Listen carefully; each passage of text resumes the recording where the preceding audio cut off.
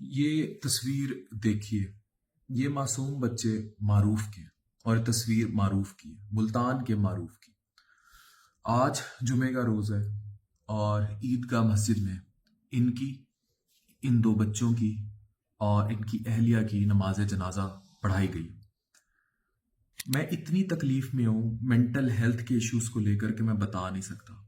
معروف کا تعلق ایک انتہائی ایسے خاندان سے تھا جہاں تعلیم کی، پیسے کی، کسی چیز کی کمی نہیں تھی۔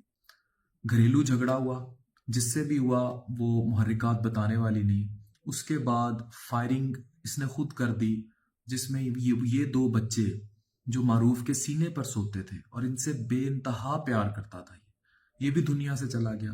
ان کی اہلیہ وہ بھی دنیا سے چلی گئی اور یہ خود بعد میں اس نے اپنے آپ کو بھی ختم کر لیا۔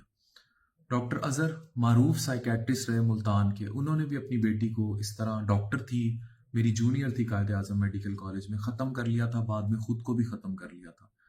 یہ جو چھوٹے موٹے گھریلو معاملات ہوتے ہیں یا روز مرہ کی ذہنی ٹینشنز اور سٹریسز ہوتے ہیں چھوٹی چھوٹی، یہ آپ کو بعض اوقات عملہ اتنا زچ کر دیتا ہے، آپ کی رچنس کو زچنس میں کنورٹ کر دیتا ہے۔ ڈرائیور نہیں آیا، بچوں کو اسکول سے کوئی لینے نہیں گیا، کپڑے استری نہیں ہوئے، پانی کی موٹر صبح نہیں چلائی، یا کوئی پراپرٹی کے مسئلے، یا والد کوئی پراپرٹی بیچنے پر اڑ گیا، یا آپ کچھ بزنس کرنا چاہ رہے ہیں اس میں کسی نے سپورٹ نہیں کیا، اور بیوی تلخ کلامی کرنے لگ گئی، شوہر تلخ کلامی کرنے لگ گیا، کوئی اور چھوٹے موٹے، یہ بعض اوقات اوور تھنکنگ، یہ اس قدر ذہن پر سوار ہو جاتے ہیں کہ یہ ایگریشن کو اس لیول پر لے آتے ہیں جس لیول پر معروف نے آ کر انتہائی قدم اٹھا لیا۔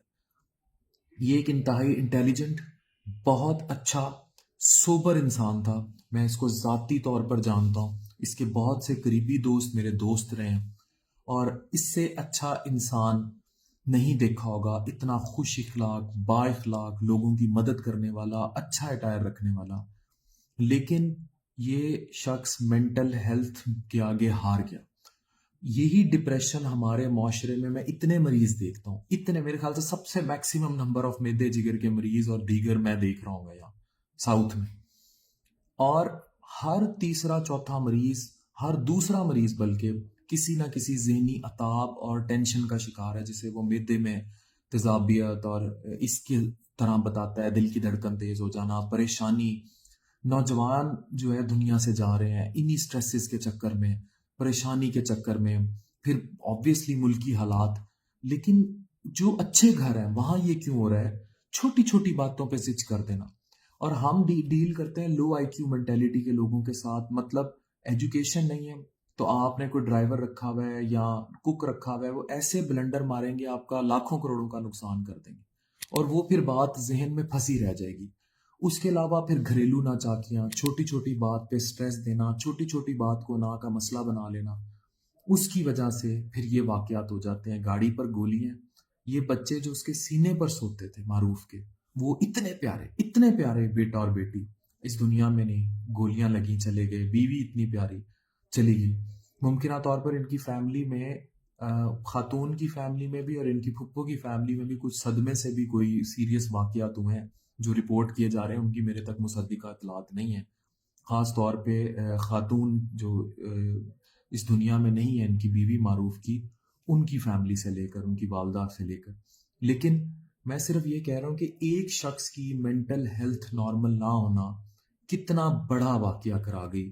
پلیز ذہنی صحت کو دیکھیں۔ اگر کوئی آپ کے قریب ڈپریس ہے، کوئی اوور تھنک کرتا ہے، تناؤ کا شکار ہے، تنہا کر رہا ہے خود کو، اس کے ساتھ رہیں، اس کے دوست اس کو دیکھیں۔